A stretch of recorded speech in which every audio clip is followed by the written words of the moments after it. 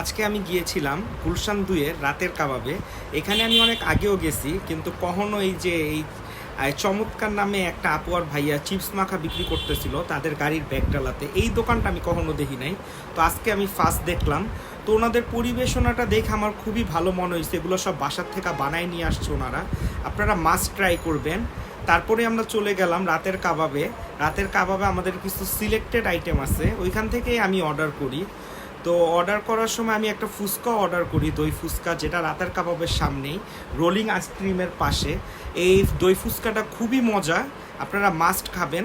এর মধ্যে আমাদের কাবাব এসে পড়লো। আমি অর্ডার করছিলাম রেশমি কাবাব আর চিকেন তান্দুরি। এই দুইটাই আমার কাছে রাতের কাবাবে বেশি ভালো লাগে। তো আমরা যখন প্রথম গুলশান ২-তে যাইতাম, তো তখন এত আর কি খাবারের দোকান ছিল না। ওইখানে শুধু রাতের কাবাব ছিল আর রাতের কাবাবের সামনে একটা ফুচকার দোকান ছিল। তো এখন অনেক খাবারের দোকান বসছে, রাত হইলে আরও বেশি জমজমাট হয় গুলশান ২। তো আপনারা মাস্ট এখানে যাবেন। আর রাতের কাবাব তো